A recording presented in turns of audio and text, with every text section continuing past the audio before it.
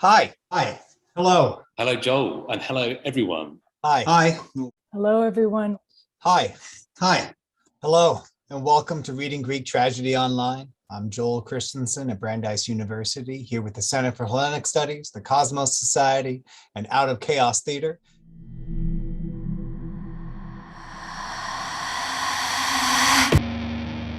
This is where I serve my son up as a feast for the gods, to test their wisdom. Is this some new punishment for that? Something worse than being permanently parched, rooted to the spot in a river of water that runs off when I try to drink? Worse than starving beneath branches of fruit that are snatched away out of my reach? Hunger, gaping among the sinners down there.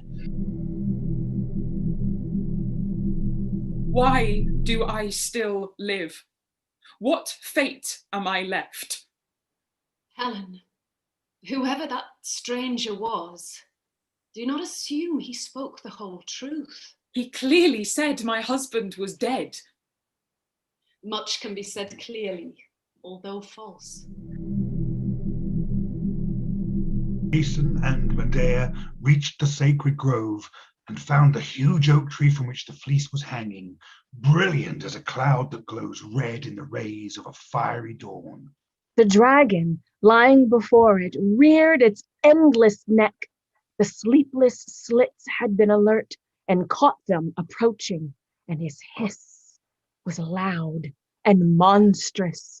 The whole grove, then the riverbanks resounded.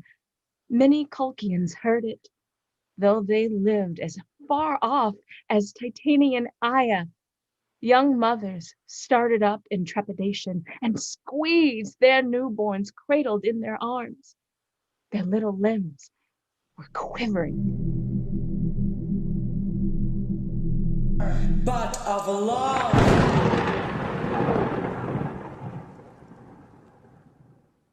I will forget my worries. Y yo dejaré ir mis celos. Entonces, larga vida Aquiles. Give Deidamia your hand. I am happy. Great fortune is mine. Y como un prodigioso testigo de todo esto, I say, thus ends the monster in the garden.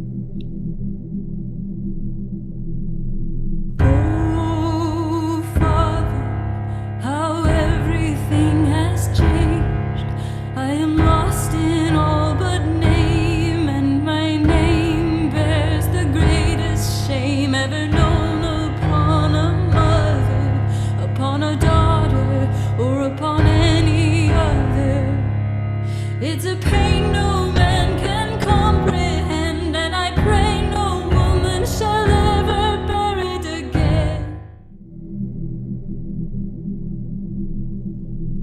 Son of Atreus, cease your anger. And I appeal personally to Achilles to control his temper, since he is, for all the Greeks, a mighty bulwark in this evil war. Yes, old man, everything you've said is absolutely right. But this man wants to be ahead of everyone else. He wants to rule over everyone, give orders to everyone, lord it over everyone, and he's not going to get away with it. If the gods eternal made him a spearman, does that mean they gave him permission to be insolent as well? Think of the names people would call me if I bowed and scraped every time you opened your mouth. Once was I a queen, but now am I a slave. In many a son I was once rich, but now am I both old and of my children reft, without a city, forlorn, and of all mortals the most wretched. He carved this for me on our wedding day. Let this be how we remember him. Let this be how we remember each and every one of the dead. And then perhaps start to forget too.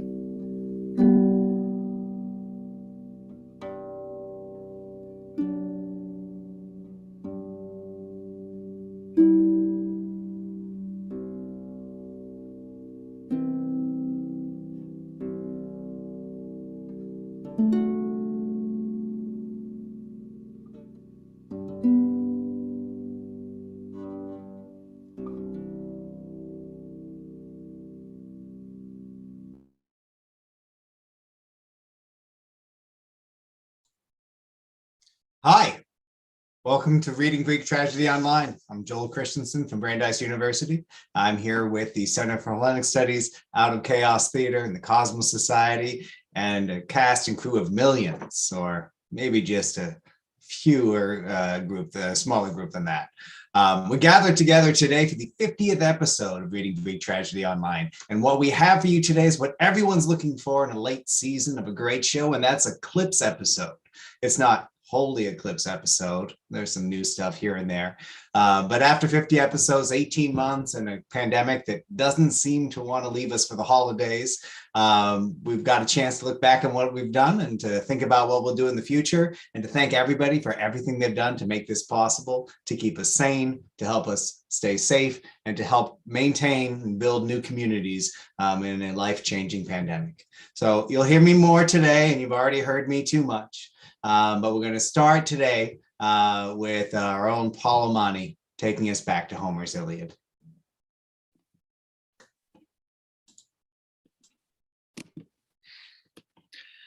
Achilles, angry, sulks in his tent, absents himself from the general ferment.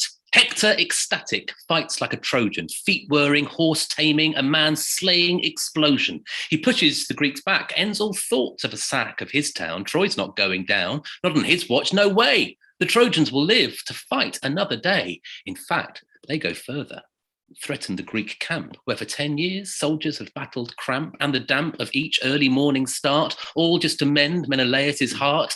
But now their ships are ablaze, and this doesn't faze Achilles in his tent. No, he's hell-bent on paying Agamemnon back.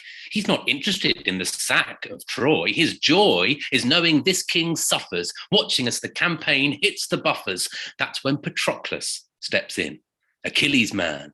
He makes a suggestion. He's got a plan. He wants to fight dressed up like Achilles, just to give the Trojans the willies, drive them far away from the ships. That's the request that falls from his lips. And Achilles gives consent, but he won't leave his tent. He'll remain a sedentary gent and leave the fighting to his mate, who he thinks is first rate. And now Patroclus sees Hector on the battlefield, raises his sword, bangs his shield, and charges. Oh, Patroclus, why? Didn't you know this would mean you'd die? Because the Trojans still got his main man, Apollo. He's the god Hector just loved to follow, and Apollo won't swallow threats from a man who wants to hollow out his #1 fan. So the god kills the Greek, knocking him flat. And that, alas, is the end for Pat, until Achilles finds out, and he shouts very loud. The noise flattens the Trojan crowd. Everyone's cowed, and a shroud should be made for Troy, all because Hector killed just that one Greek boy. Achilles' lament means he's out of the tent, but very, very intent. Achilles returns, the hero is back, and he wants to kill Trojans, every man jack of them, smacking and whacking their souls to oblivion, hacking and cracking their skulls with precision, till at last he faces the man who killed his mate. That's the moment Zeus weighs their fate, and it becomes clear, this is Hector's dying date. It's too late. Apollo leaves him. Watch swift-footed Achilles hunt his quarry. And this isn't some beast that he's trying to worry. It's a man, the man, Troy's prince and heir, a man who dare all that man dare. And against just a human, he'd have been fine. But Achilles is more man. He's semi-divine. At last, Hector faces his foe. And hang on a second. Whoa, whoa, whoa. He still thinks maybe he's got a chance. Maybe he'll kill Achilles with a lance, or perhaps with a... No, there is no way. Hector will die today. Priam, the rival king, sitting high on the walls of Troy, sees everything that befalls his darling boy. Achilles kills him, stamps out his life. Never again will Hector see his wife, never again hold his infant son. Horse tamer Hector's race is run. Priam weeps and he stares and he pulls out his hairs. He wails and he moans while round him Troy groans, but this isn't enough for the swift-footed one.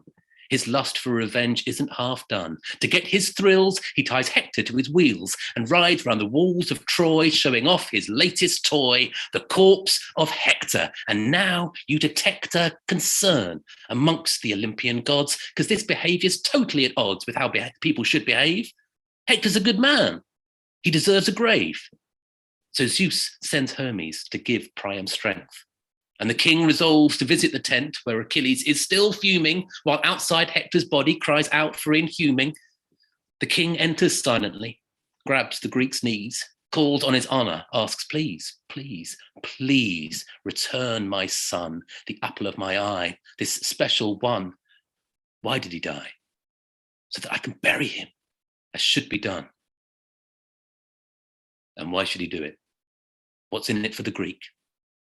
He doesn't have to do it, doesn't want to seem weak. Why should he be sad for his enemy's dad when his son did something that made him mad? Peleus' son knows why. It's because they both will die. They're human. In this together, they don't get to choose whether life gives them little or lots. That's just fate's whim, the tale of two pots. Greece's hero and the Trojan king, together in the tent, crying.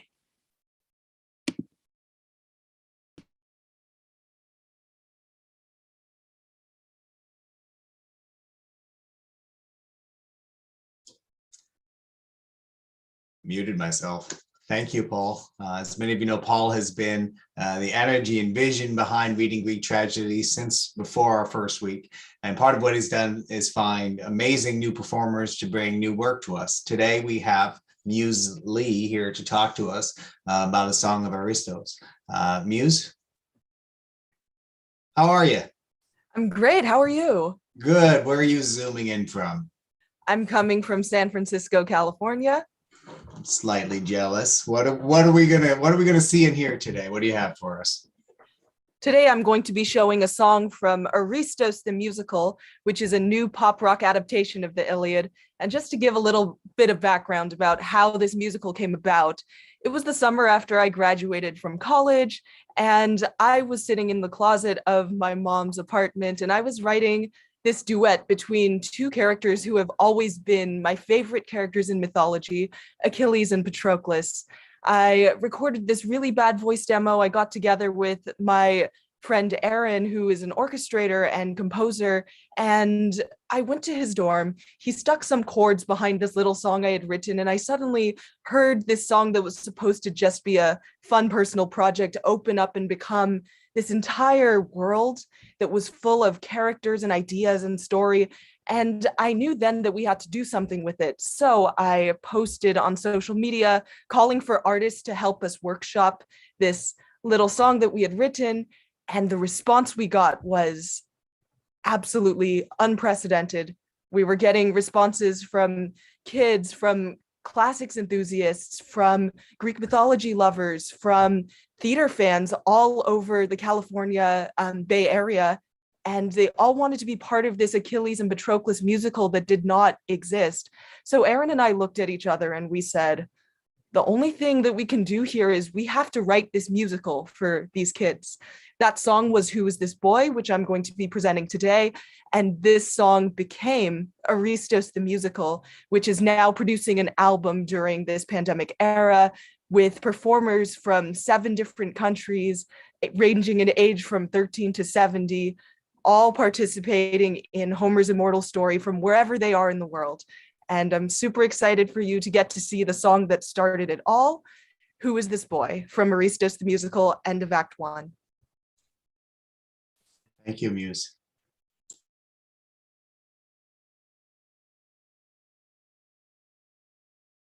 Patroclus, my mother was right.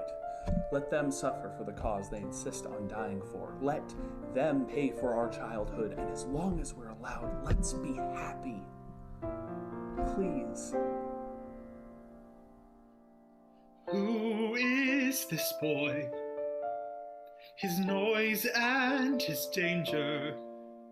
Your violence gleams, your days with silent dreams in moonlight made you seem a stranger. I know a boy. I've known him forever. But there's a day when he turned back to look at me and someone else was in his armor. We've grown too brave for pretending. I know your life's not mine to save.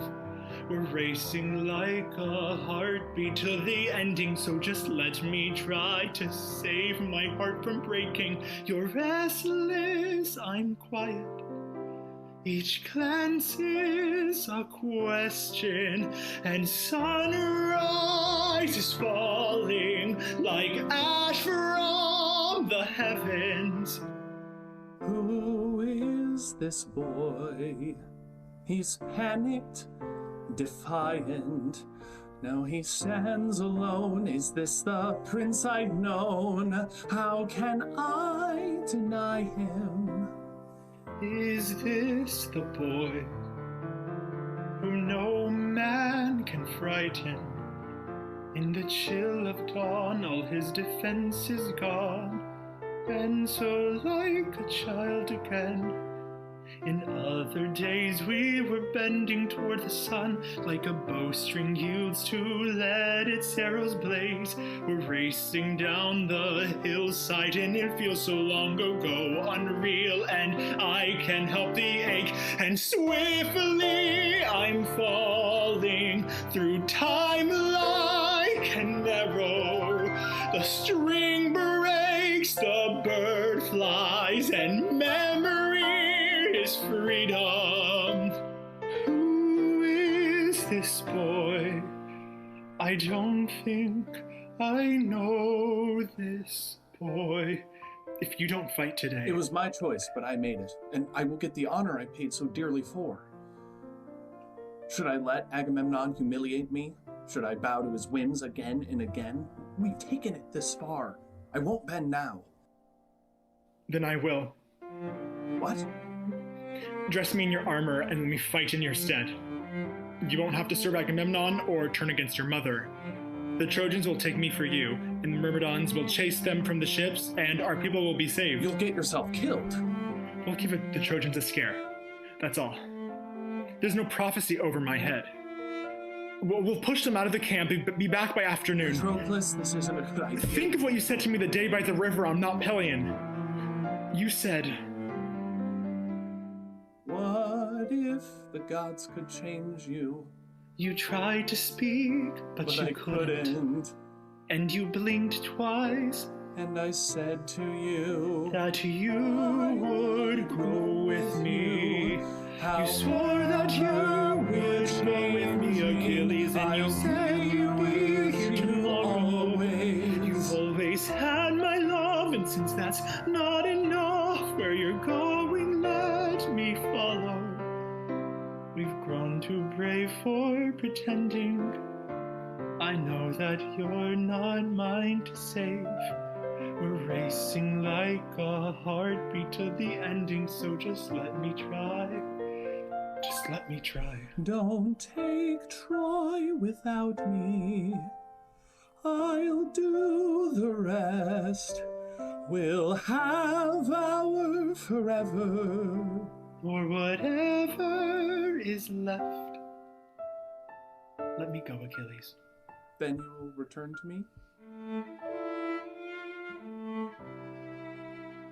Were we the boys who were gods for a moment?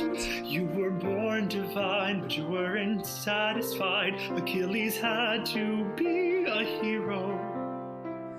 10 years ago, we watched and we wondered. The world was young, our lives a song unsung, your eyes the drowsy shade of summer.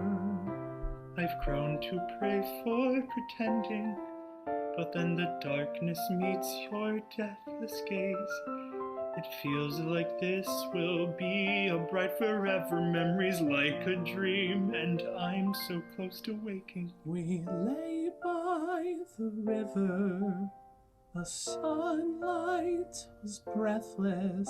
We're quiet, we're rested. Each glance was a question. Who is this boy? Who is this boy? Who is this boy? I think that I love this boy.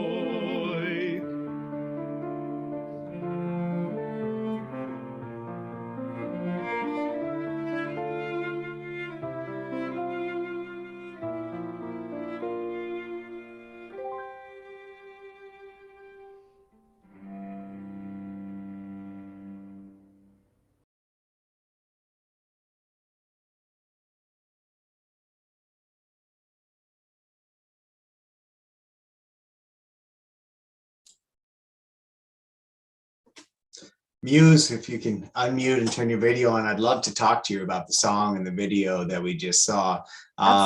So I saw at the end there was a URL and way people can learn a little more about it. Tell us a bit about the plans in the future and what you're doing with this wonderful work. Right. We are in the process of producing an album that is going to be available on Apple Music, Spotify, and everywhere else you listen to music. We also have our single Cleopatra, which is already out on all streaming services. It is an excerpt of Act 1, Patroclus' solo, and we're super excited to get to share that with all of you.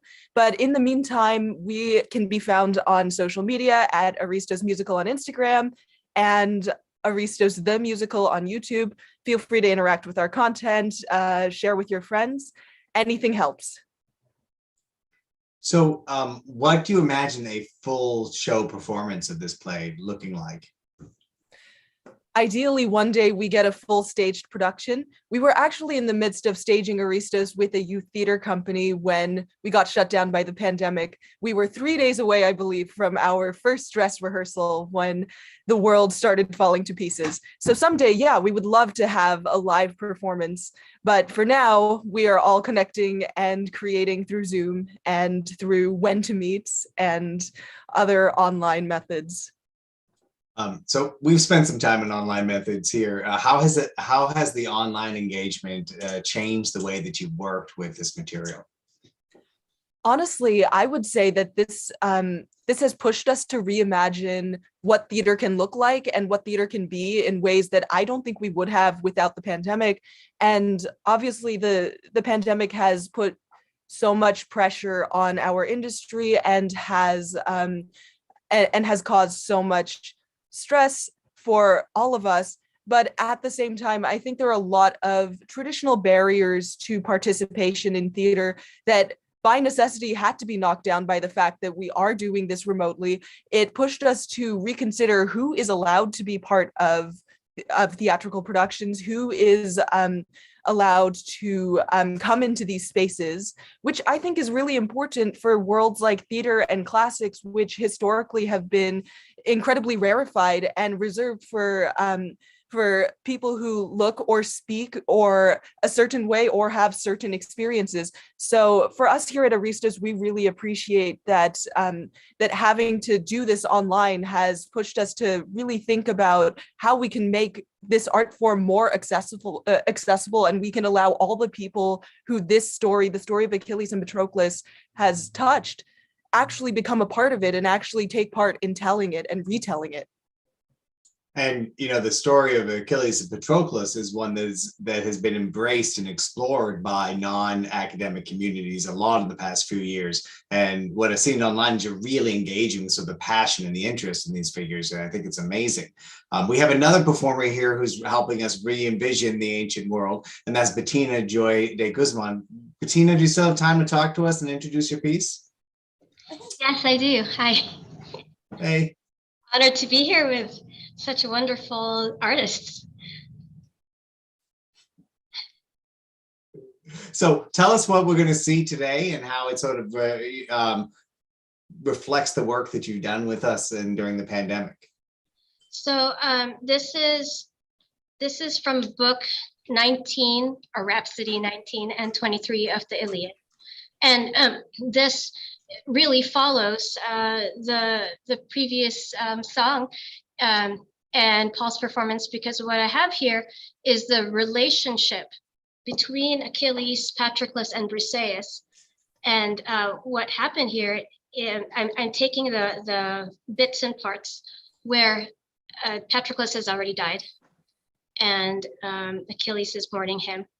But then I took from the book the part where Patroclus speaks to Achilles as a ghost and says, make sure that you lay your bones with mine, Achilles. Make sure that they lay together just as we were raised in your household.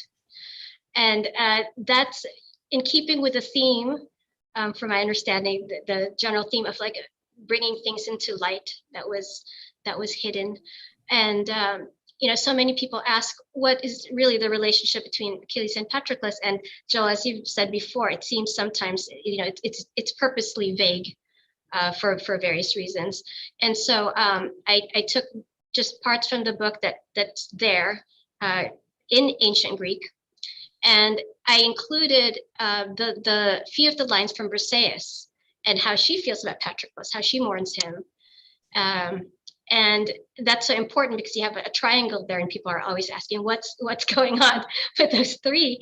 And just very briefly, I think most people understand that Briseis was enslaved by Achilles, and she was very sad, really wailing, shrieking when Patroclus died.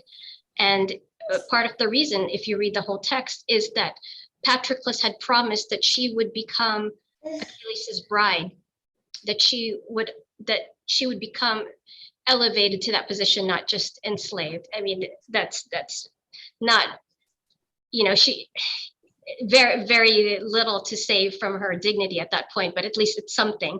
And so once Achilles is gone, then she knows it's even worse for her. But back to Achilles and Patroclus there. What we have is a love that's so strong. However, love, you see it, it says right there, our bones should be, bury your bones with mine. And I don't know about you, but I can't imagine my sibling being buried with just my sibling. So no, they weren't just brothers, is my point. And I wanted to make sure that I got the parts from the Iliad in ancient Greek that strongly shows those back and forth between them. And so Achilles is mourning Patroclus. I wanted to make sure that Achilles says Patroclus's name in the beginning of that. And the way that the song ends is Patroclus then says, lay your bones with mine, Achilles. And so the last word is Achilles.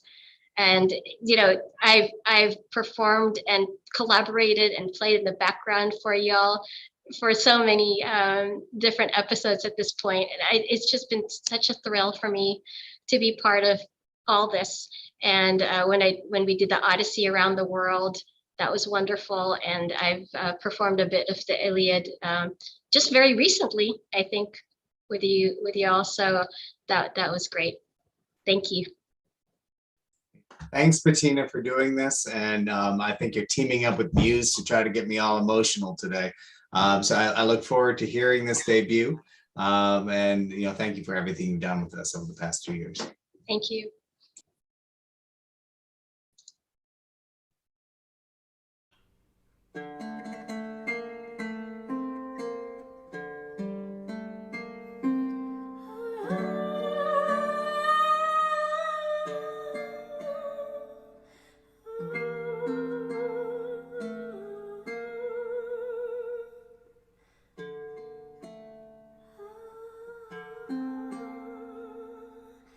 I'm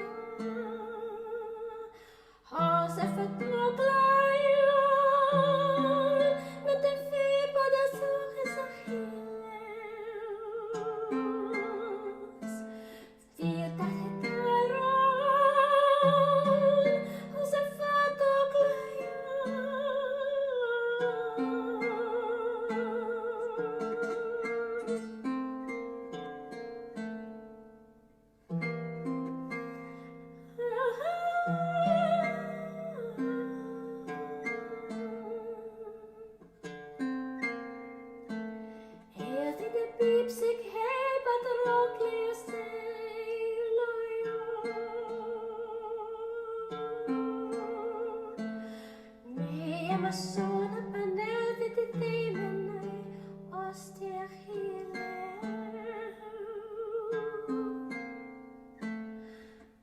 Alamos atrafemen en himet a roisit a moisin.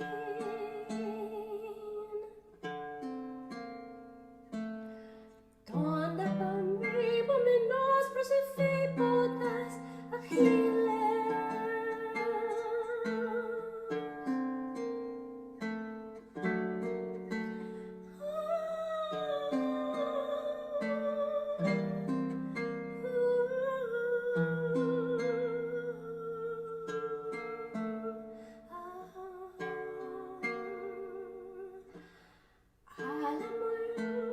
Son stati menina per amfipalonte.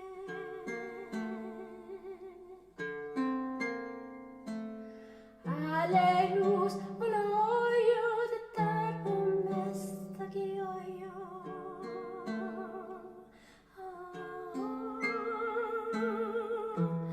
Preseis likeko que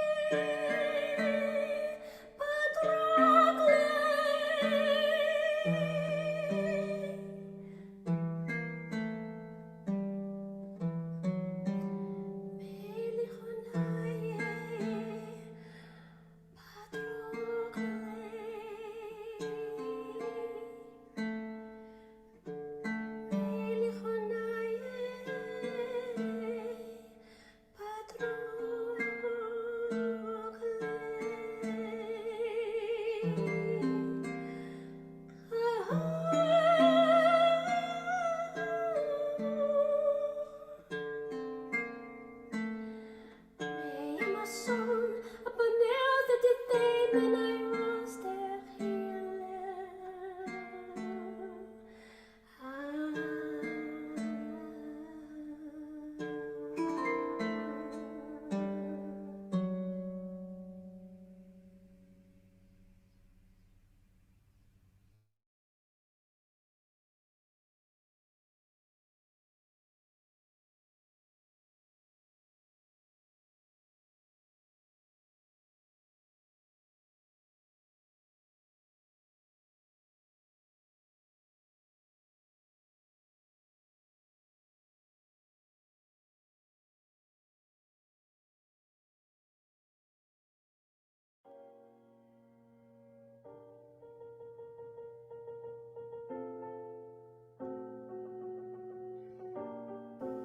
Ποια είναι η Μύδια?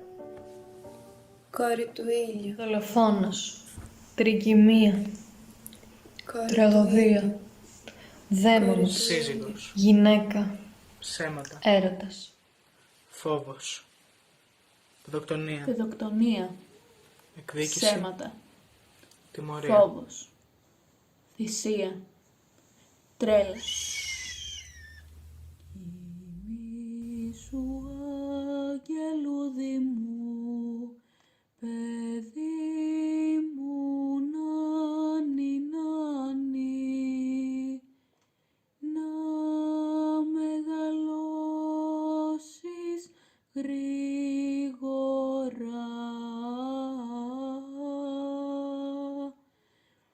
σαν τα ψηλοπλατάνη, να γίνεις άντρας στο κορμί. Ψι, εδώ, άκουσέ με. Πρόσεχε, άκουσέ με, εδώ σου μιλάω. Για να σε πάντα μες στο δρόμο το καλό. Κοιμήσου αγγελούδι μου, γλυκά με το τραγούδι. Παιδιά μου, τώρα υπάρχει πόλη. Εδώ θα ζήσετε εσείς. Τώρα υπάρχει πόλη, υπάρχει στέγη και για σας. Εδώ θα ζήσετε εσείς. χωρίς εμένα όμως. Στην εξορία θα χαθώ και θα περιπλανιέμαι. Σε άλλους τόπους πια θα ζω και δεν θα δω να ζείτε τη ζωή σας. Δεν θα σας δω να μεγαλώνετε, ούτε στο γάμο σας θα είμαι εκεί μαζί σας. Μάταια σας έφερα στον κόσμο, μάταια πόνεσα, μάταια κουράστηκα τόσο. Χάθηκαν όλες μου οι ελπίδες. Πίστευα πως θα σας είχα δίπλα μου όταν γεράσω και πως εσείς τα μάτια μου θα κλείνετε. Αυτή τη τύχη δεν θέλουν όλοι οι άνθρωποι. Μύδια! Μ' ακούς? Έρχεται! Έρχεται! Άκουσέ με, σου μιλάω! Σταμάτα! Έρχεται! Έρχεται ο κρέοντας! Έρχεται ο κρέοντας!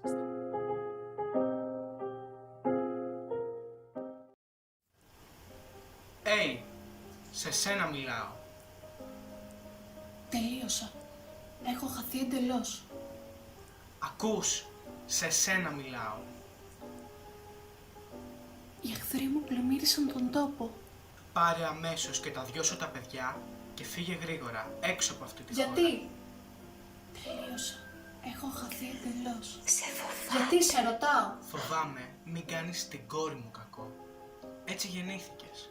Γι' αυτό και απειλείς διαρκώς ότι θα κάνεις κακό στον Ιάσονα, στην κόρη μου και σε εμένα. Με κυνηγάει η φήμη μου εμένα. Πόσες φορές δεν με έχει καταστρέψει. Παιδιά μου, δεν πρέπει ο έξυπνος γονιός να εκπαιδεύει τα παιδιά του να γίνουν πιο σοφά από ό,τι πρέπει. Γιατί γνωρίζω με κοιτούν εχθρικά. Δεν είμαι αυτό που φαίνομαι. Μη με φοβάσαι, σε παρακαλώ. Ούτε μου πέρασε από το μυαλό να βλάψω αυτόν που έχει εξουσία. Άδικα μιλάς. Γλέντισε την ευτυχία σου όσο αντέχεις και μπορείς. Εμένα όμως, σε παρακαλώ, άσε με εδώ να μείνω. Πατρίδα μου, η νοσταλγία με πονάει. Καμία διέξοδος, καμία. Τι είπες? Τι? Κι εγώ αγαπάω την πατρίδα μου, αλλά πάνω απ' όλα βάζω τα παιδιά μου. Ρημάζει ο έρωτας στον τόπο.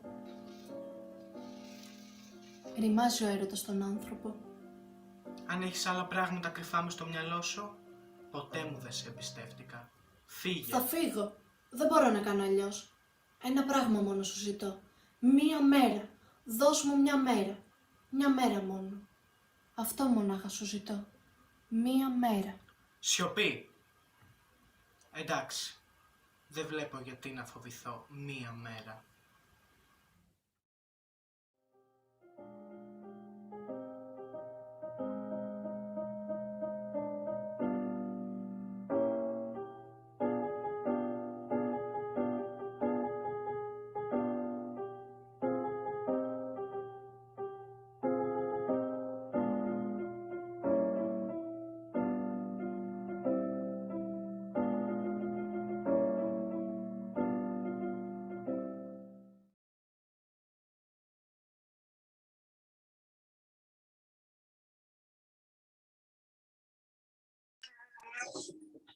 Welcome back. You just saw the entry to our Playing Medea competition from the music school of Argolida. And I think Paul's going to join me to help announce the next competition. Just a little background on that. Last year, we launched a competition at the high school and the college level when we invited people to perform plays of their own, perform a version of Medea on their own for cash prizes. It was excellent, and we got many great entries that Paul can tell you more about. And this year, with the support of the Society for Classical Studies, Center for Hellenic Studies out of Chaos Theater, we're doing it again, but this time we're calling it Playing Dionysus. Paul, what does that mean? Well, what it means, at least in part, is that we had such an amazing time seeing so many brilliant entries from different countries last year with Playing Medea, that it felt that there was no way that we couldn't run something like that again. In total, because we ran the competition in the end in the US, in Canada, in the UK, in Greece and in Italy as well, we had more than 800 students involved in submitting videos, which was absolutely amazing. So we wanted to build on that and to kind of increase the network of people who are involved in this project, because it's not just these Wednesdays when we gather that we want sort of this to have an impact, but it's sort of much further reaching than that. And I'll hand over now to Amy, if Amy is there to turn on her video. And Amy has been working away on this next competition that we're going to be launching. So I will pass over to her for details. Great. Thank you, Paul. And I'm really excited to announce our second iteration of this, which is going to be playing Dionysus. And we're doing scenes from the Bacchae, as possibly you could have guessed from the title of this. We've chosen a selection of scenes from Aaron Puchigian's translation, and the website is a draft of the website is up and ready to go. And we will be blasting it out onto all of our lists and everything. And there will be a series of great educational videos coming out, some done by faces and voices you'll recognize from these productions, some done by Emma Polly, our wonderful dramaturg, and really highlighting some of the different aspects and different things that you can key into in this play in terms of gender, sexuality, dramaturgy, ancient and modern productions, all kinds of things. And so we'll be rolling this out over the next few weeks. So stay tuned. I'm sure you'll see more updates here in the future, but we're really excited about being able to do this for this. I guess now it's becoming the second annual iteration of this. So yeah, thank you so much. And we hope to see all of your entries from students at the high school and the college level. Thank you, Amy. And I believe, so this is an international competition too, right? We're including versions in Greece and Italy. I think it'll probably be fantastic. So Amy, what more can you tell us about the whole process? Well, that is a work in progress. All right. I am in part, I think we're going to be using some slightly different translations, obviously, to use the text from different countries and different languages. So I think there will be a slightly different version that we're going to be running in the UK. And then last year we did Greece and Italy. And so there will be versions for different countries coming out in the near future. We are still working on a deadline that we think for the US and Canada that will work well with high school and college schedules and things. So it will be sometime in late spring. We're looking at dates in the late April, early May vicinity that hopefully will avoid, real crunch time for students. So yeah, but any kind of video recorded format, there will be prizes again, as well as the, Kleos Athleton, which comes with all kinds of winnings. And, you're welcome to, for anyone who's a teacher out there, if you have a bunch of students who are interested, people are welcome to have more than one submission from a school or from a group, anything like that. And we'd love to see, authentically ancient versions with peplos kind of get-ups and things, or much more modern settings with a leather jacket and a rock and roll kind of vibe. So it's really open to I was one of the judges last year, and our submissions were just amazing. So we were just blown away by the creativity and the production value that people did in the midst of a pandemic. People were so creative and so able to put together these amazing productions, and we're really looking forward to seeing how they turn out this year. And I can see that your new baby is also excited about it. Thank you, Amy. I appreciate you coming back and answering a second time. The baby only partially ate my hand in that process. Our next bit today is also new material. It's from Paul, Amani, and crew, Toph and Melissa joining us again. It's called Akairos.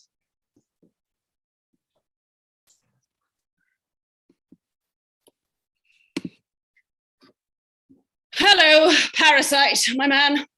Hello, soldier. My wonderful soldier. Hello. Enough of that. We need to eat. I've got an awfully rumbly-tumbly. Oh, no, we can't have that, sir. We won't have that. Now, arrange some food for me. Yeah, yes, of course. Which means some food for you, of course. Yes, of course. And Parasite? Yes, soldier. Take my jacket. I would be honoured. Yep, pass it over, my good man. There we go. Thank you. And take good care of it. It's new. I give you my word, my soldier. Well, what are you waiting for? Knock on a door. What door? What? That door? Yes. Okay. Oi, open up! Open up! We want some food! Open All up and let us in! All right. What do you want? I'm busy bludgeoning rats. Well, we need somewhere to eat and drink. Well, stop making a racket. How dare you? Parasite, I'll leave you to arrange everything. I've got an important business meeting about a papyrus. Rightio, soldier. I'll see you later. Right, this jacket. Yeah, put it over here. Give it here. He'll put it away. Got it, boss. My good man, have you never handled a soldier's cloak? Look, now you two, listen to me. That's the soldier and me, we expect dinner this evening.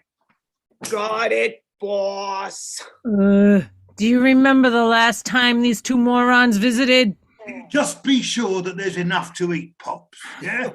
Fine by me. Okay, good one. So let's see what it is that you've got to eat. I'll see what I got for you. Yeah, bring it over, housekeeper. Thank you. Yeah, pass it this way. Thank you. Oh, right. Look, the soldier will expect some better food than this. Oi, oi, oi, oi. Boom, boom, boom, boom, boom. How dare you take my food? Why are you walloping her, boss? And when I say boss, it's only because you come with the soldier. Who do you think you are, old man? Eh? Do you dare to challenge me? Huh? Do ya?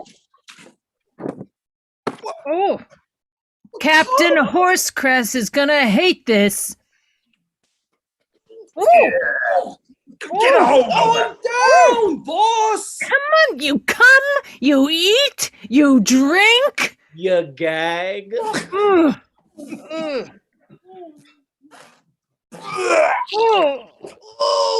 Yuck!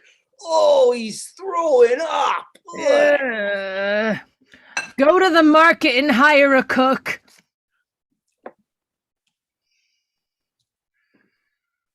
Wait, is this for what? Yeah. He's gonna go. Attendant, go to the market and hire a cook. Yeah, that's food's right. no Yeah. good. Hire yourself a cook, and you'll need to be. You bring better stuff for when I come back and when the soldier comes back. Hey, you got anything to eat? Not anymore. I'll go to the market now. Hey, how shall we pay? Cash.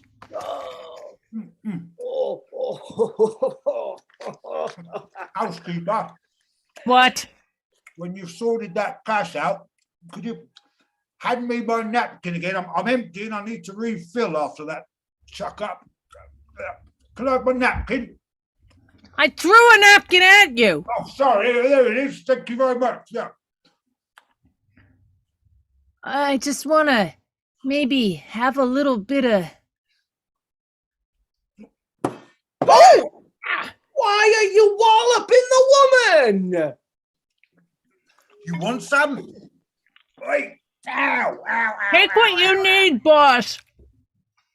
Yeah, I don't have... Well, I have balls. Hey, attendant.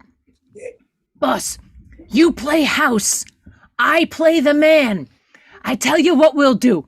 Here's the plan. You go off to market. You come back with the soldier. And when I give you something to eat, you taste it and you say to me, "Oh, why'd you stew it so bad?" And then you wallop me like this. Watch. Yeah?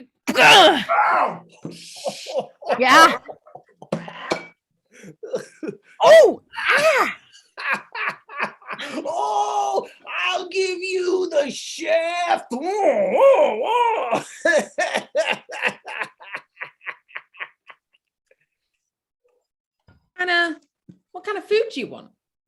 What you got?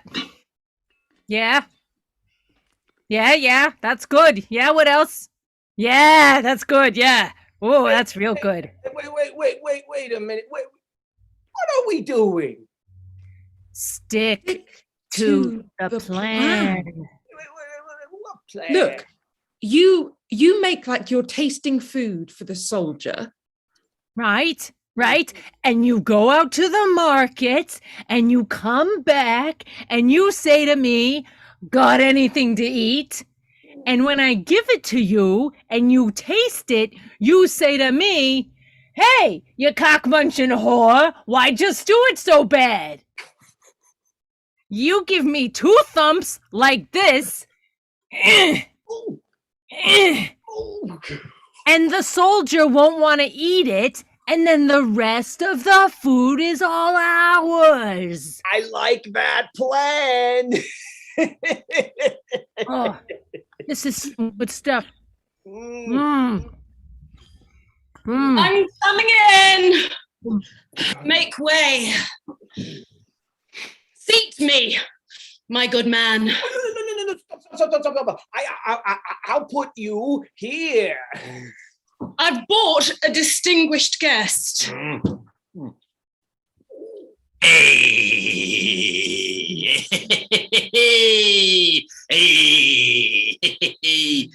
I'll go.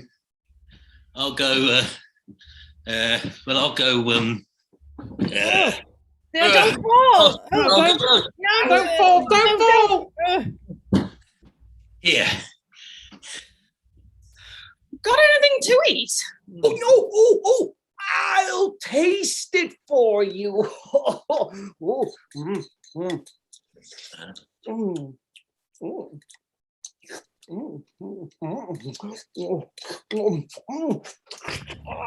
Are you jabbering on?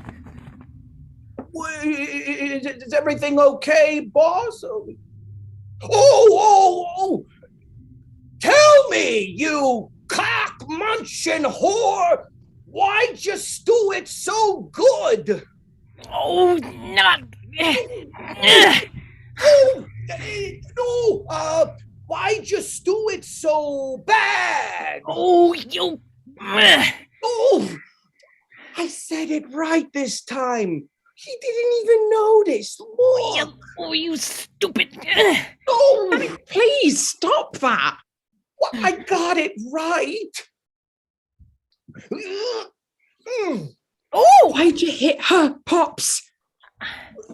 Because she stewed it bad. Ugh. My good man, whatever is going on here? Where is the cook? Uh-oh, he's catching on. God knows I'll murder him.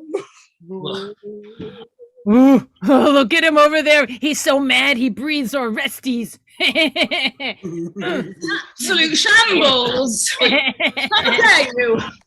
Where's my dinner? Yeah, oi.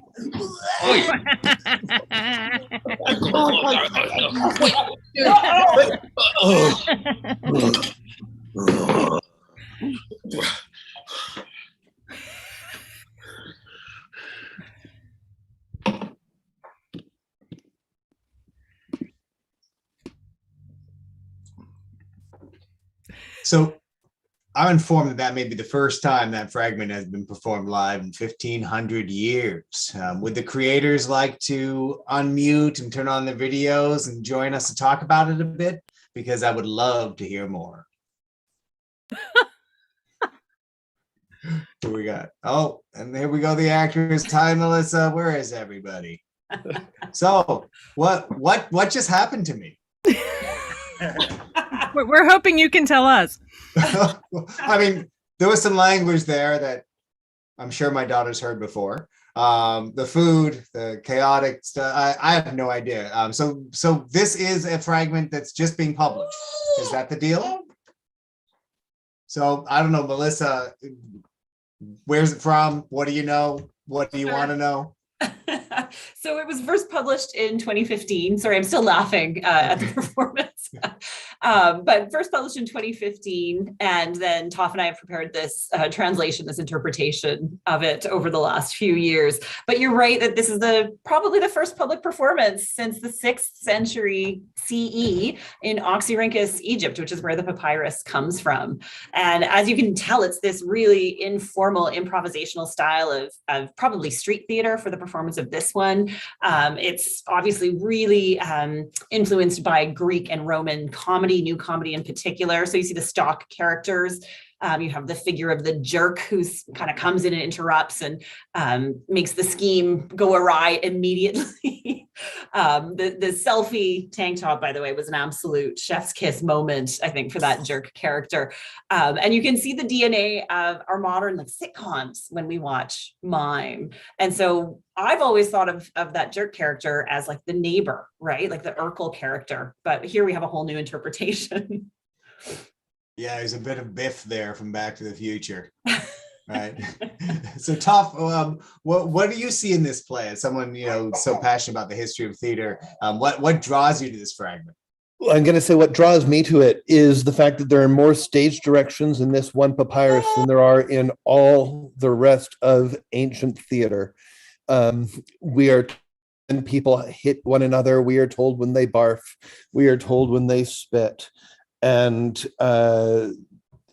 it's these beautiful genitive absolutes where characters who are only introduced, like the papyrus only marks them by a letter of the alphabet.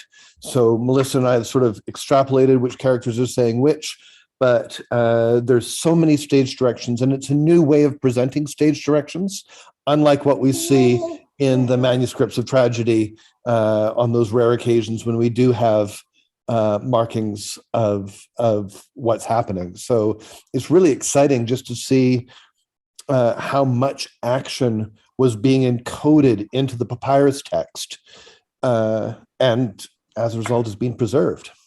So I want to geek out on the Greek for a bit, if people will indulge me, because I don't know anything about this. How do they present it in this new manuscript? Like, is it in imperatives, or what's the language like of the stage direction? Well, a lot of them are genitive absolutes.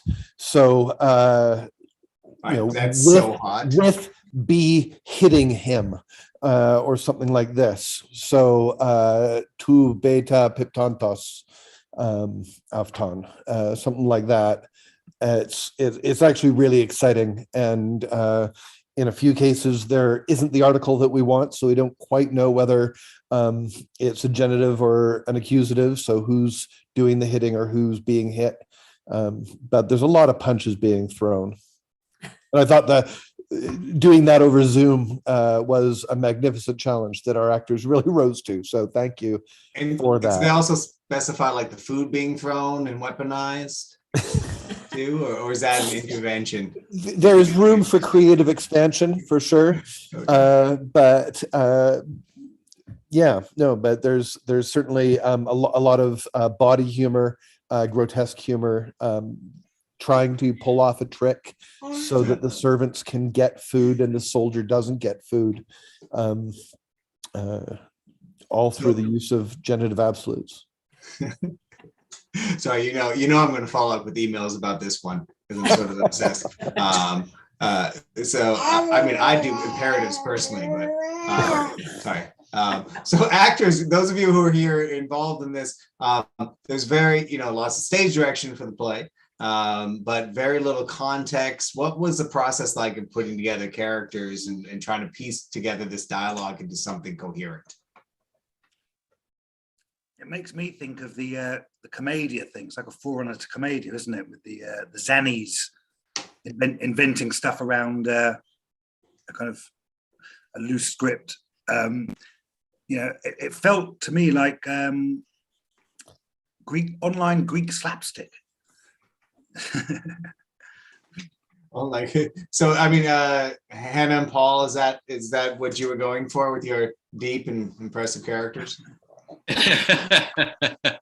Thank you. Yeah, this is probably the deepest I've got into character across the whole series, I'd say. I think something that was really interesting was thinking about it as being street theatre. That was one of the things in the notes, and just thinking you know, and admittedly, this is coming, you know, not from a place of knowing intimately about street theatre in the ancient world, but thinking about street theatre now and thinking about how hard that is and how much you've got to work to really get your audience and keep your audience's attention. And that just seemed to say to me that there, you know, it made a lot of sense of there being so much action, you know, quite a bit of repetition going on as well, because you know, you need to kind of get your little circle in first and then the outer circle in as well, and really kind of draw in a crowd. And that felt, I don't know, that seemed to make a lot of sense to me. And it felt as well that there was a lot of space within it for then kind of improvisation as well, to kind of, you know, and some additions that would help, you know, just try to tell the story in the way that we think the story, the way that we interpreted that story to be. You know, we sort of added in a few extra names, you know, sort of, as in we sort of said, added in a few extra, oi parasite, oi soldier, and things like that, just to try and we added in a little bit at the beginning as well, just to kind of make a bit of context for it. Yeah, thinking about how you can get from like A to B, what do the characters have to do to like go from that extreme to that extreme? It's quite freeing and it's quite exciting, you know, and not having much to go on. It's fun.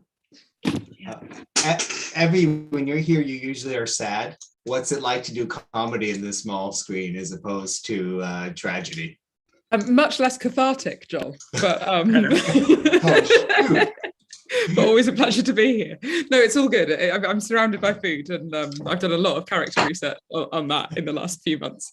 No, it's lovely. It's really fun to be silly, and yeah, it's great fun. Thank you. And I mean, you look like you were having fun, and I hope you get to keep the food. Yeah, Sarah. You know, my wife came by and she saw the screen and she's like, a housekeeper? What kind of meeting is this? So what was it like to be a housekeeper on a school day? Just one of the many hats I wear around here. No, it was great. What I love most is not knowing what y'all are going to throw at us any given day. So it was quite fun. It was fun to pull out the old kerchief acting. Thank you. It was great to have you here. Paul, what was going on with your face and how did you do it? It's a little tool called Snap Camera that all the kids are using right now. But yeah, they're filters that have been created by folks. And, you know, we decided to have just a lot of fun with this. And as I was poking around over the past couple of days, I found a few, and this one seemed to be pretty special. I was mystified and terrified. So thank you. I will never be able to watch this again. So before we go on to the next subject, which Paul will teach us about, what are the plans for this fragment in the future? Does it have any sort of grand scheme, or how are we going to learn about it more? Well, I expect the National Theater is going to be knocking at our door really soon. My phone has got a call right now. Excellent. Yeah. But the translation is available online, and I'm sure Paul can provide the link. We'd love to see it done in classrooms, but in terms of introducing a different kind of comedy and a different period of comedy from antiquity, I think that would be wonderful. Sorry, the baby's trying to eat me again. So yeah, no, it was great stuff. I can't read. I'm going to go look up the publication now because I haven't seen it. I'm going to be looking at all of those beautiful absolutes. I thank you all for bringing this to us today. Paul, what do we have next? Okay, next up in our amazing mixtape of classically themed events. So we're going to see two things back to back now. And the first video that we're going to see is taken from a musical that I've been creating with my colleague Rob Castell, and it's a musical that is set in the ancient world. It's set around the first ancient Olympics, in fact, and this video that you're going to see is taken from a workshop that we did, and it is a song called Someone Who Isn't Dead, and it's sung by Charon, who is the ferryman taking sort of souls across the River Styx in the underworld. And it starts off with the idea of him being sort of very imposing, but then kind of reveals something about the life of being that person who has to ferry everyone across the River Styx. And then after that video, you're going to see the Frogs chorus that we performed as part of our episode of The Frogs, which was almost exactly a year ago. In fact, it was on December the 23rd last year. And that was requested by someone. I said at the end of the last episode, if anyone had anything they really wanted to see, then to get in touch. And lo and behold, someone did, and that was really wonderful. So thank you, Marlena, for getting in touch. And you'll be seeing the Frogs chorus after Someone Who Isn't Dead, and it's being sung by Gary Hughes.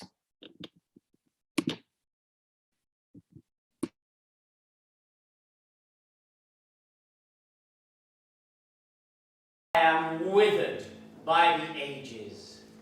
I can answer friend to none. I am worn away by time, but my time is never done. No one ever says a word. No one looks me in the eye.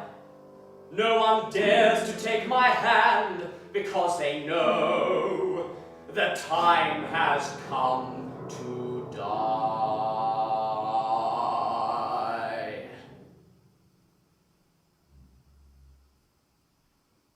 But I have dreams. I have visions. I have memories and stories to tell. If you cut me, I still bleed. My life's a dying hell. I have hopes. I have fears. I've seen death throughout the years. But I seek a life that's rid of pain. A way to make me smile again. All I need is someone to talk to, someone to share, someone to sit beside me here, someone to care, someone who's breathing, someone who's warm, someone who'll hold me close and help me weather the storm. Find me a mate with a decent heart rate, with a functioning brain in his head, someone whose nerves are responsive, someone who isn't dead. I carry the souls of all who pass from shore to desolate shore. But who'll take me in their arms, I ask you? Who will show me more? I can take them by the hand, but their touch is always cold. I see mortals aging before me, but I will never grow old. All I need is someone to talk to, someone to share, someone who hasn't expired, who's still required air, someone who's breathing, someone who's warm, someone who'll hold me close and help me weather the storm. I could have a cadaver, but really I'd rather wait here for my love to arrive. It would be wonderful if I met someone less stiff, someone who's still alive. I dream of laughter, I dream of love. I've heard that tenderness takes you to heavens above. Just one kind word could fill my lonely heart. But I'm stuck between this world and death, and it's tearing me apart. All I need is someone to talk to. Oh, these feelings aren't false. I need someone real in my life, someone with a pulse, someone who's breathing. What I've often thought is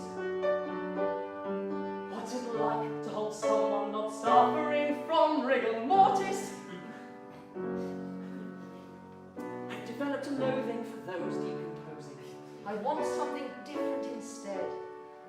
Oh, I've had my fill of the recently ill.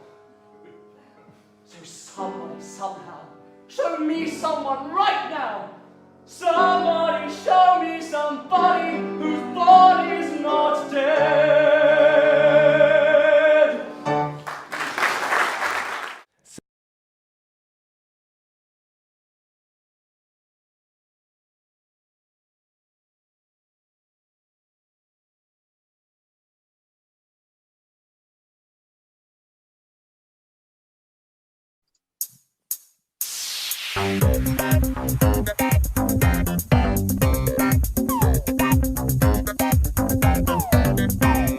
Break, yes, go X, go X. Break, yes, go X, go X. Break, yes, go X, go X. Break, yes, go X, go X. Look how he did it. See how he slacks. His technique is awful. His rhythm he lacks. Look how he did it. See how he slacks. His technique is awful. His rhythm he lacks. I'm Dionysius. Can we please just slow down? Look how he did it. See how he slacks. His technique is awful. His rhythm he lacks. Look how he did it. See how he slacks. His technique is awful. His rhythm he lacks. Let's lift our voices to a hymn, loud and clear our own sweet song in honor of Zeus' son, Dionysius. Let's lift our voices to a hymn, loud and clear our own sweet song in honor of Zeus' son, Dionysius. Let's lift our voices to a hymn, loud and clear our own sweet song in honor of Zeus' son, Dionysius. Let's lift our voices to a hymn, loud and clear our own sweet song in honor of Zeus' son, Dionysius.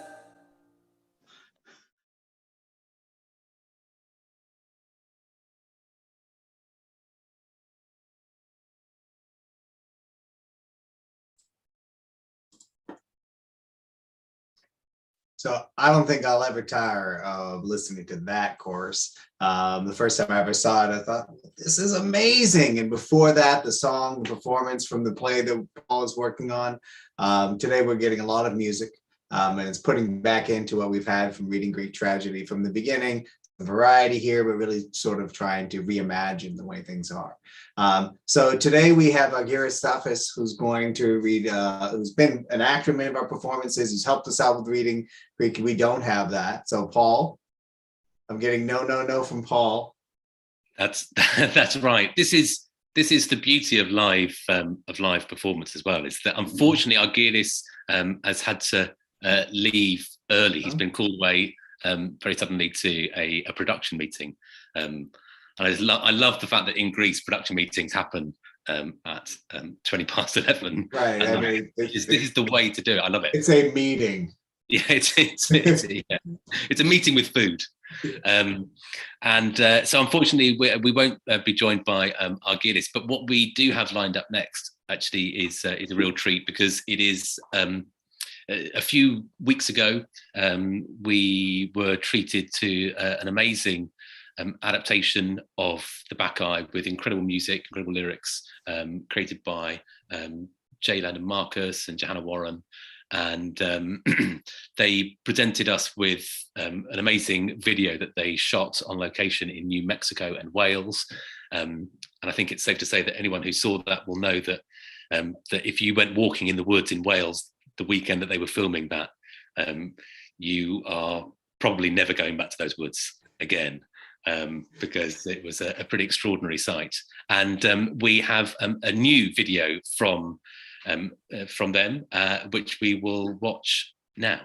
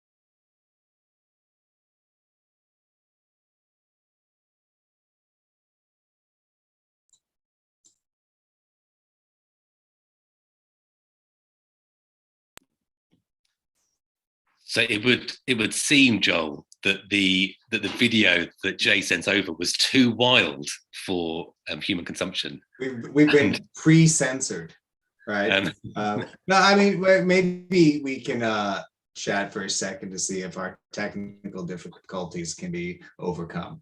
Well, what might be nice is Jay is actually here with us in the Zoom, so it might be just nice to kind of chat with Jay about just while we hopefully get it up and running. Oh, in fact, and here it is,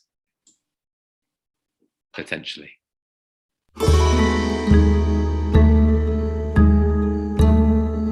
Pentheus, we have returned.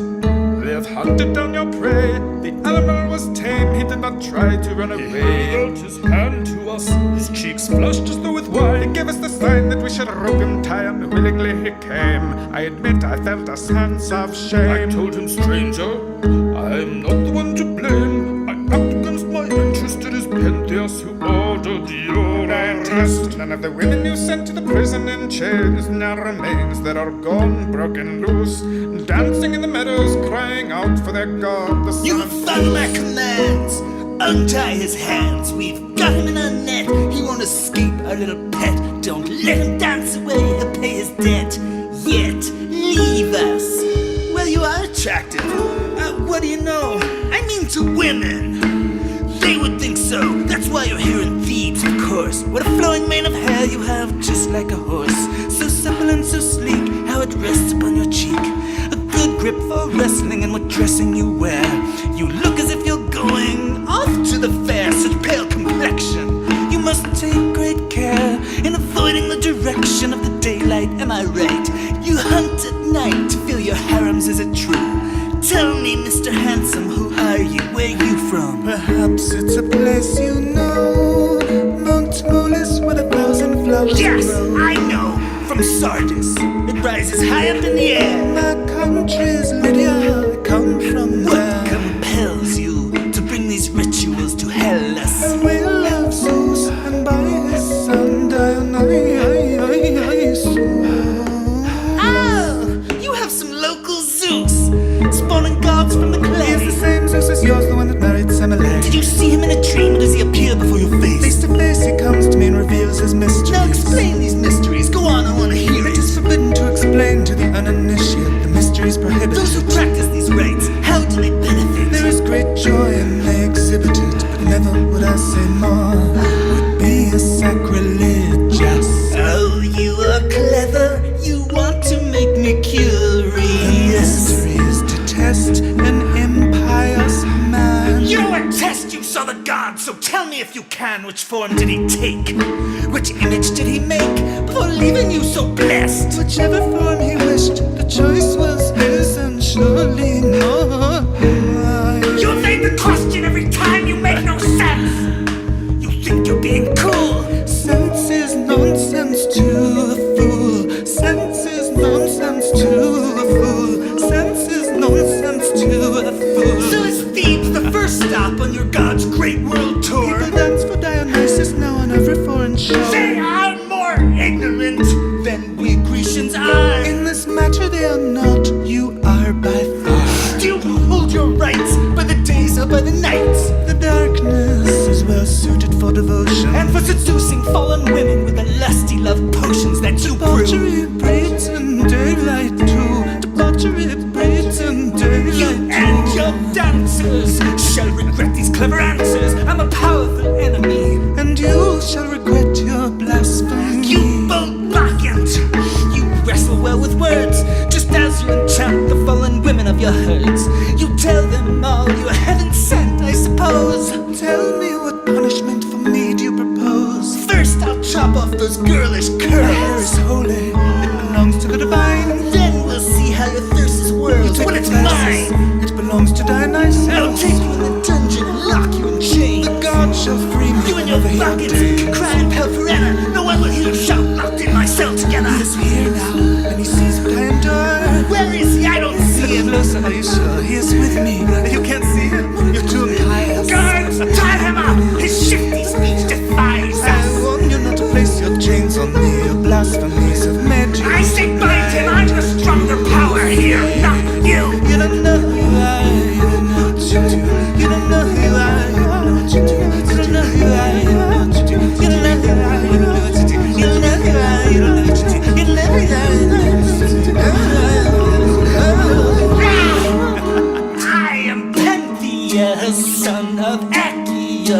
son of Argyle. Pentheus, Pentheus, Pentheus, Pentheus, Pentheus, I say enough of these games. Pentheus, you shall repent that name.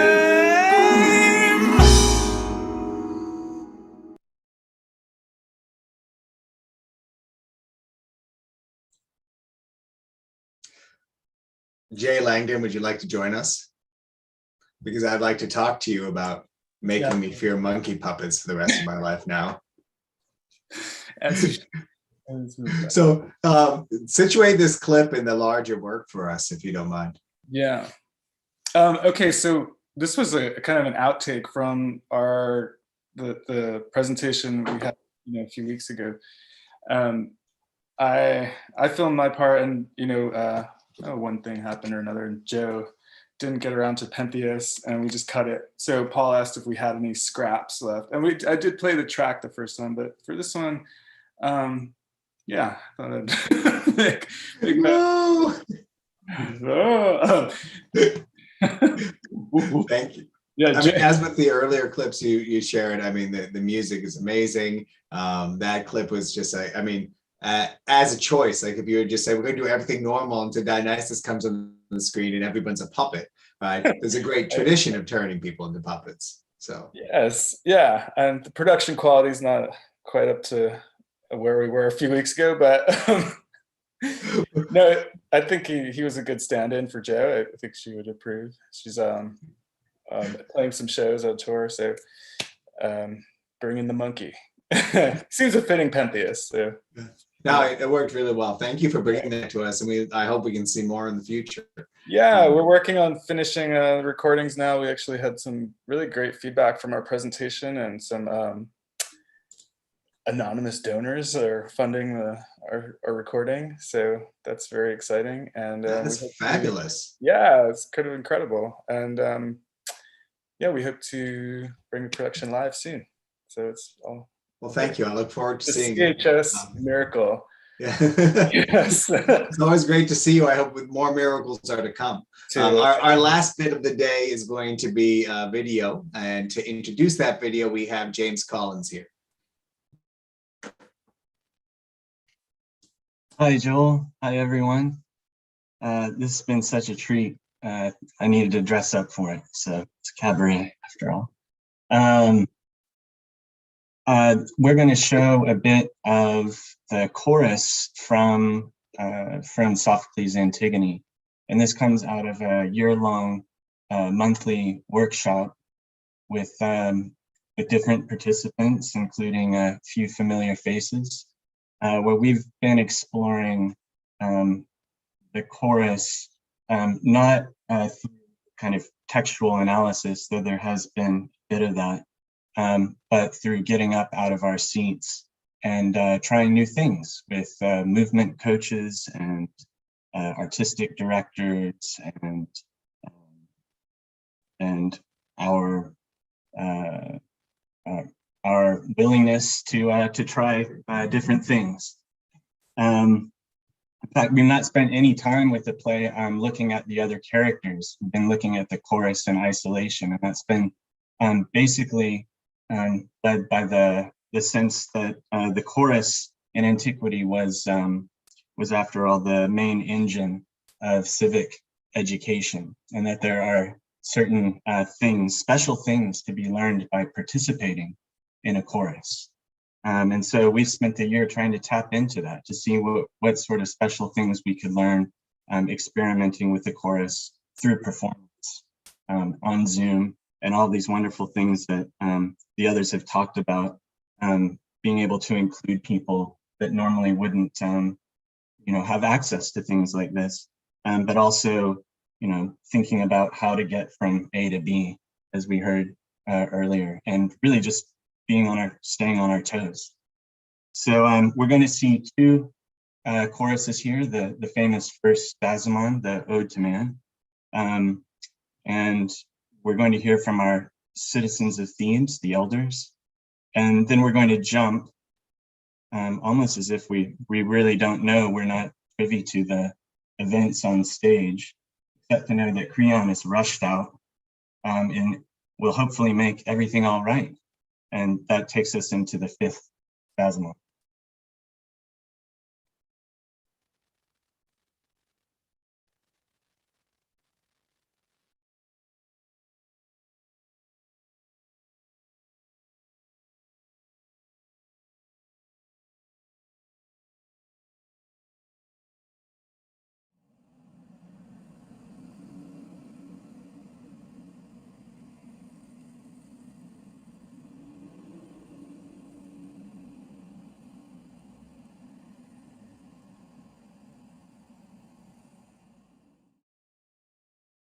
Many wonders, Many terrors, but none more wonderful than the human race.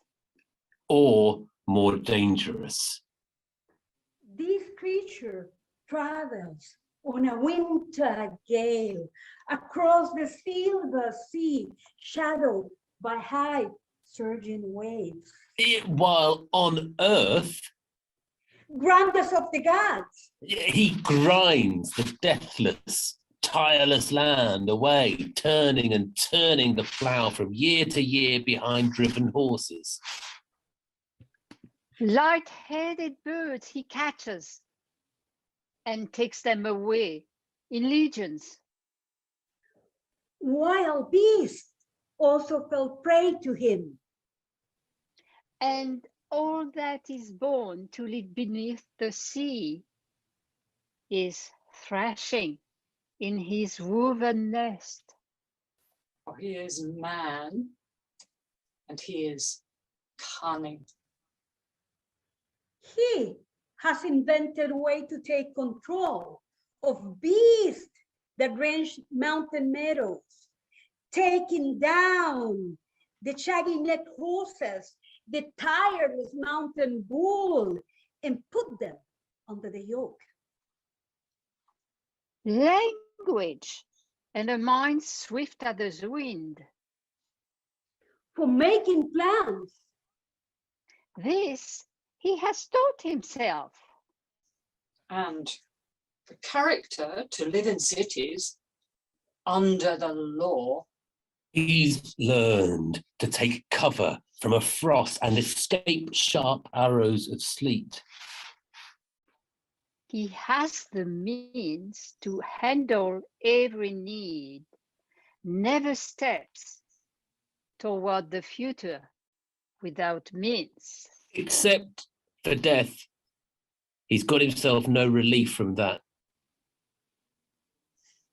No, he puts every mind to seeking cures for plagues that are hopeless. He has cunning contrivance. Skill surpassing hope. And so he slithers into wickedness sometimes. Other times into doing good. If he honors the law of the land and the oath-bound justice of the gods, then his city shall stand high. But no city for him if he slips into shamelessness out of daring. He will be no guest of mine. He will never share my thoughts if he goes wrong.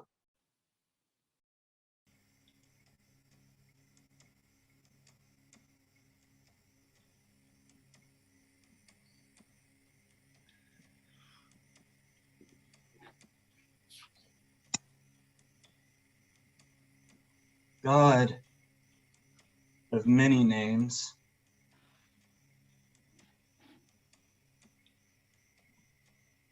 glorious child of Thebes, whose mother was bride to Zeus's deep thunder. It is you who guards the fame of Italy. You who look after the embrace at Eleusis of Demeter, all welcoming goddess. Oh, Bacchus, your home is Thebes, Thebes, the mother of Maenads, where river Ismenus gently flows. And the fierce dragon teeth were planted. Torches flash through smoke, catch sight of you at Delphi, high above the twin-peaked crowd. Yeah, the Castalian stream has seen you, by nymphs of the cave who dance for Bacchus. The Naiaean mountains, you know too, the ivy-covered shores, the coast, the green tangles of grapevines. They are sending you to Thebes. Watch over us. Hear our sacred hymns that sound for you. You hold Thebes in honor above all cities. You mother two thunderstruck women. And now we pray. Watch over us. The violence of the plague strikes all our people. Come. Your presence is healing.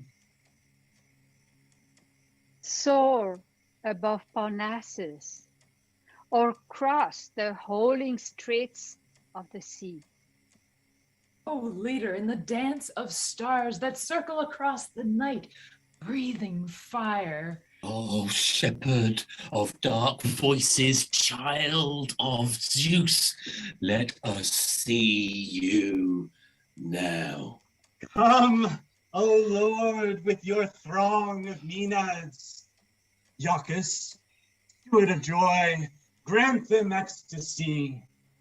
Dance all night for you.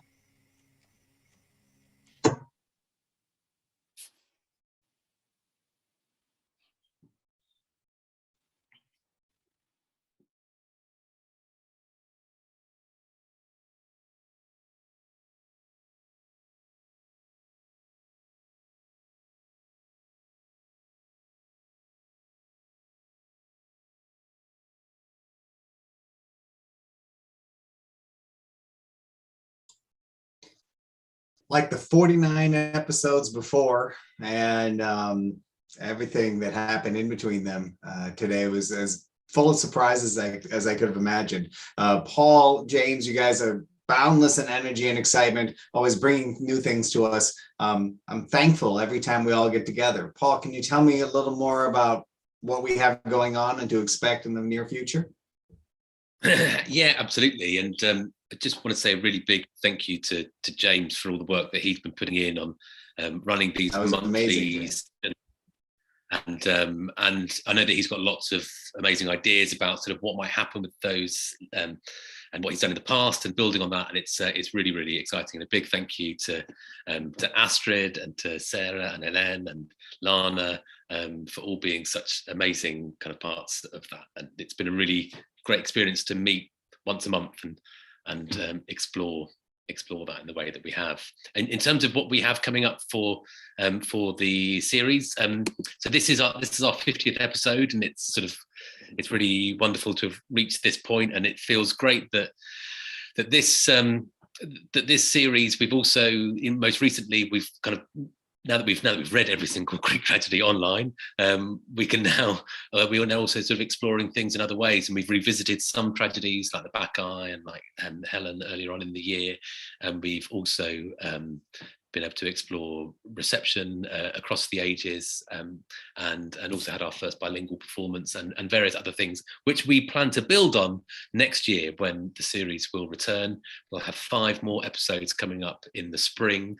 The dates yet to be confirmed for that, but please do keep an eye out because we will be back. And we will also be releasing soon in the new year a podcast. I know I've been speaking about that for ages, but I promise it is coming. And we're going to be releasing a podcast, and each episode is going to be based around a different Greek tragedy. And so our first 2 episodes will be on Medea and Aeschylus' Suppliants, and those will be coming out in the new year. And what also feels potentially exciting, obviously with a lot of variables and variants up in the air at the moment, are the possibility of us performing in person and running workshops with people, which we're planning to do as soon as we possibly can and safely can. But I also just want to really say just such a big thank you, Joel, to you for everything that you've done for the series, and Lana, to you for all the amazing work that you've done to bring everything together, and the way that you've connected everyone is just so totally brilliant. And I must say, from my perspective, it's just been such a total joy to work with both of you so much, and I hope one day that we can see each other in real life as well, and that would be a joyous thing. But yeah, so that's the news for what's coming up. Of course, don't forget the Playing Dionysus competition that's happening as well. But for now, I think I will hand back to you, Joel, after just saying a huge sort of thank you to all of our audiences as well, and for all our supporters, and for and to all our performers and contributors wherever they are. And I hope you all have a very safe holiday season. Thank you, Paul, and thank you to everybody who's made this possible for 50 episodes now. Our crew, Elaine, Janet, Sarah, Lana, who always has the plan and always makes the technology work. Ali, who supports us, right? John Coley, who makes the images that Ali puts together, and everyone who's joined us for more than one episode or just for one. I can't imagine what 2020 would have been like without having you guys to see every week. And every time I get back here, I learn something new, and I feel like we're not just all alone. As we turn to 2022, we'll see each other again, but along the way, stay safe. Remember that Omicron, no matter how you say it, is still not safe, and that there's a whole set of Greek letters still to be experienced in the world. So take care of yourselves, take care of your loved ones, and I'll see you all again in the new year. Thank you. Bye-bye.